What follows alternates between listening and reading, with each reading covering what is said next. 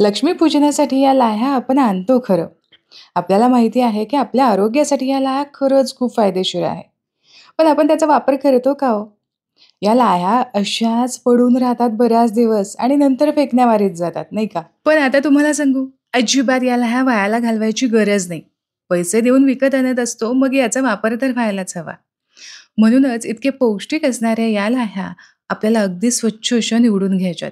यामध्ये साळी असतात, या साळी संपूर्णपणे आपल्याला काढून टाकायच्यात. आता इथे संपूर्ण लाह्या माझ्या स्वच्छ करून झालेल्या आहेत.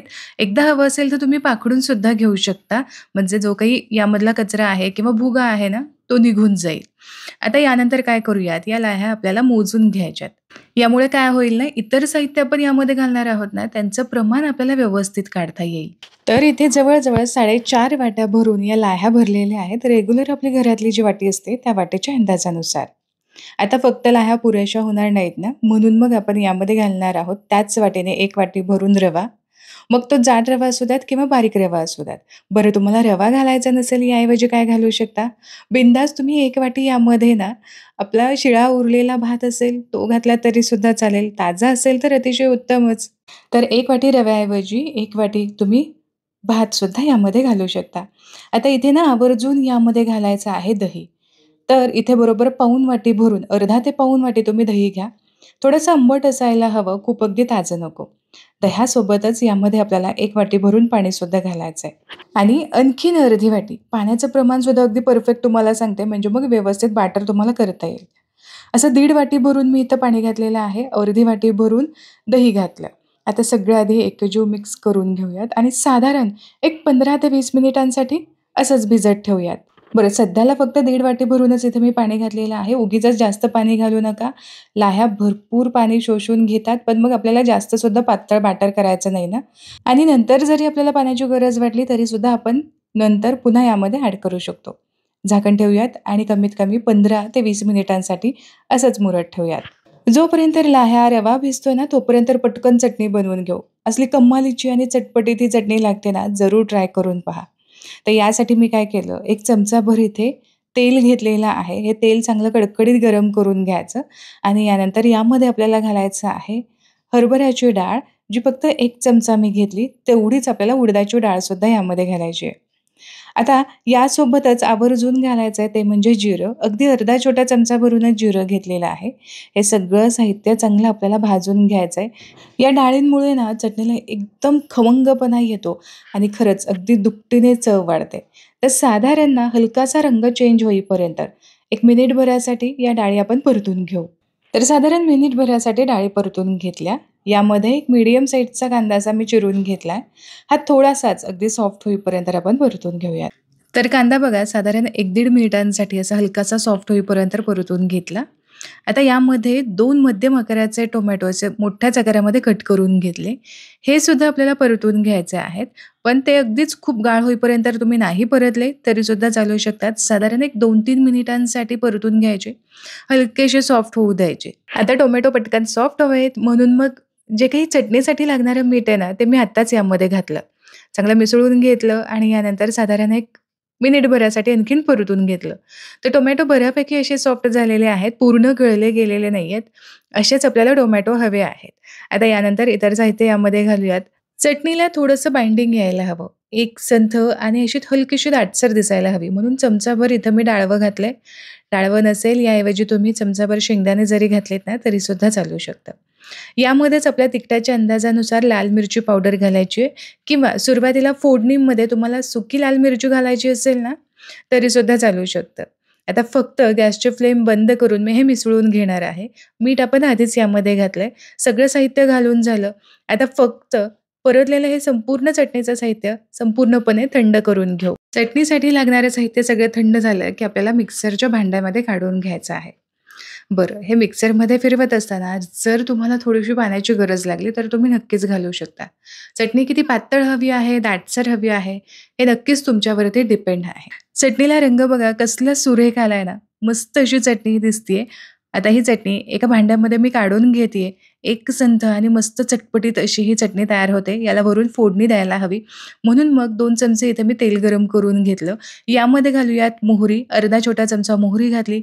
हिंग आवर्जून घालायचं आहे. अगदी साधीशी फोडणी आहे. यामध्ये भरपूर कढीपत्ता घालूयात आणि हा कढीपत्ता तडतडला, मोहरीसुद्धा तडतडली, की लगेचच ही गरमागरम फोडणी या चटणीवरती घालायची आहे.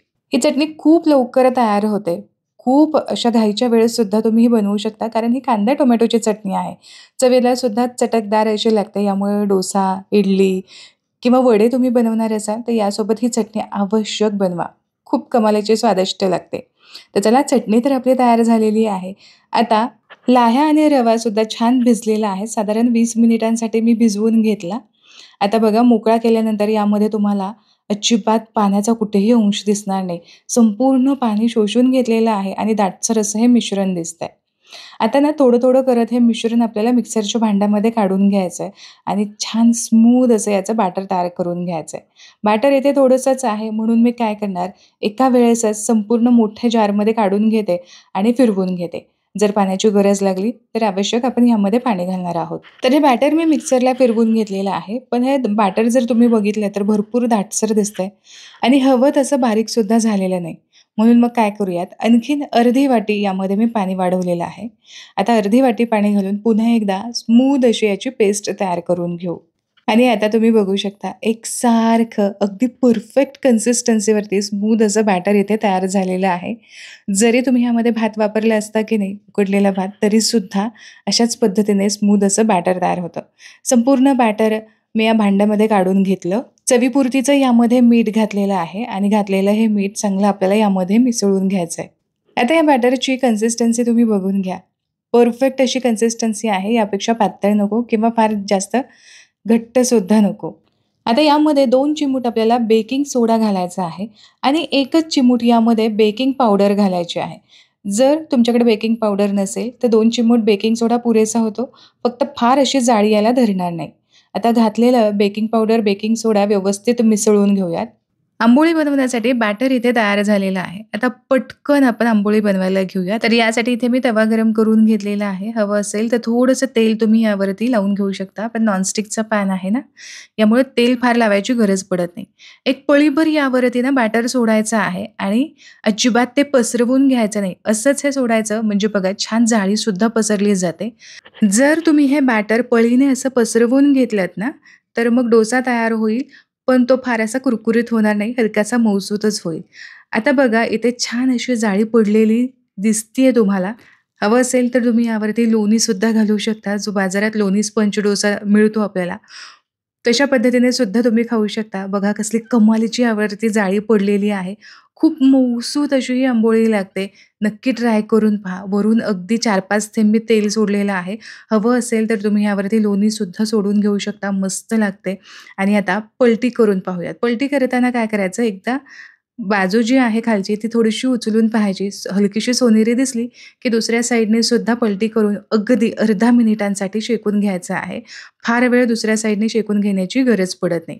आता बघा, मस्त अशी आंबोळी इथे तयार झालेली आहे. रंगसुद्धा मस्त आलाय, जाळीसुद्धा सुरेख दिसतीये. अशाच पद्धतीने बाकीच्या उरलेल्या ज्या आंबोळ्या आहेत ना, त्यासुद्धा मी करून घेणार आहे. तर बघा, फक्त बॅटर घालायचं आहे, अजिबात ते पसरवायचं नाही, असंच ठेवायचं. मस्त परफेक्ट अशी जाळी यावरती पडते आणि खालची साईड हलकीशी सोनेरी झाली, की पलटी करून दुसऱ्या साईडने सुद्धा हलकंसं शेकून घ्यायचं. नाही शेकलं दुसऱ्या साईडनी, वरच्या साईडनी, तरीसुद्धा चालू शकतं. तर तयार केलेल्या बॅटरमध्ये या साइजच्या जवळ आसपास 8 ते 9 आंबोळ्या तयार होतात. 2-3 लोकांसाठी नाश्त्याला पुरेसा आहे. नक्की ट्राय करून पहा. अजिबात या लाह्या वायाला घालवू नका. घरात सगळ्यांना ही आंबोळी नक्कीच आवडेल. हवं असेल तर नारळाची चटणी तुम्ही बनवून खा. ती सुद्धा कमालीची लागते. किती मऊसूत अशी ही आंबोळी तयार झालेली आहे.